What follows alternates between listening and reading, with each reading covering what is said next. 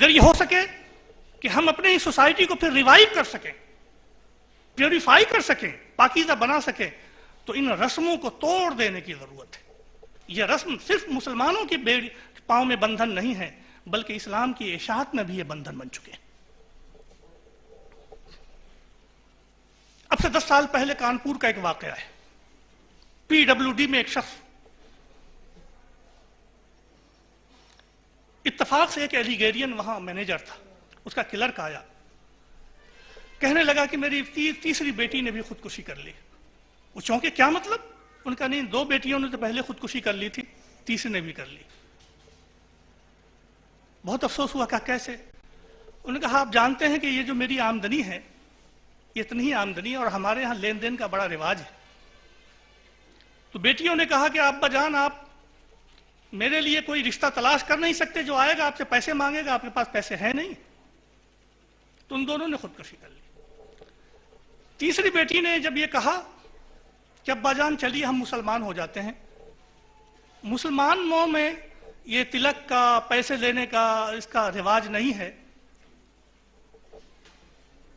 تو ہماری شادی مسلمان کسی نوجوان سے ہو جائے گی۔ تو میں نے کہا کہ بیٹی وہ زمانہ چلا گیا، اب مسلمانوں میں ہی یہ رسم و رواج اپنا لیے، اب ان کے ہاں بھی لین دین ہوتا ہے۔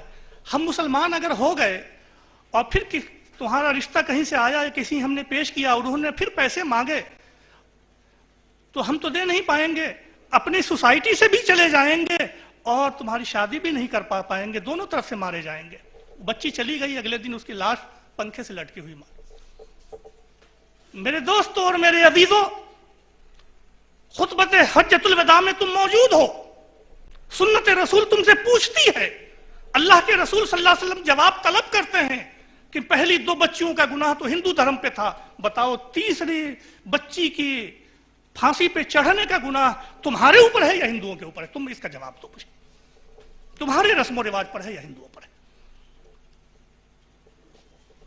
اگر اللہ کے رسول صلی اللہ علیہ وسلم نے یہ نہ فرمایا ہوتا کہ جاہلیت کی رسمیں آج میں اپنے پاؤں کے نیچے کچل کر کے جا رہا ہوں، تو ہمیں کوئی صدمہ نہیں ہوتا، لیکن اللہ کے رسول نے جن رسموں کو توڑا تھا، ہم نے ان کی کرچیوں کو جمع کیا، ہم نے بت بنا لیے، آج ہمارے خاندان میں پوجے جا رہے ہیں۔ میری ماں یا میرے بہنیں یہاں بیٹھی ہیں، میں ان سے کہنا چاہتا ہوں اور صاف سن لیں کہ شادی بیاہ کی جو رسمیں ہوتی ہیں خواتین سے چلتی ہیں۔ مرد اگر چاہے بھی رسموں پر عمل نہ کرنا تو خواتین زنجیر بن جاتی ہے۔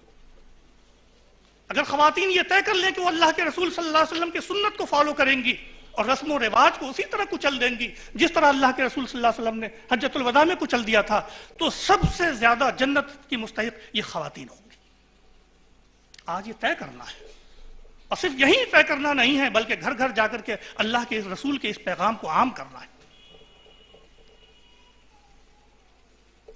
تو مذہب صرف عقیدے کا نام نہیں ہے کہ خدا ایک ہے، بلکہ اس خدا نے دنیا میں چلنے کے لیے جو راستہ اپنے رسول کے ذریعے بنایا، جو سنت نے مطہرہ عطا کی، اس کو دلوں کے اندر نافذ کرنا، گھروں میں نافذ کرنا، سوسائٹی میں نافذ کرنا ہر اس مسلمان کی ذمہ داری ہے جو کلمہ لا الہ الا اللہ محمد رسول اللہ صلی اللہ علیہ وسلم کا اقرار کرتا ہے۔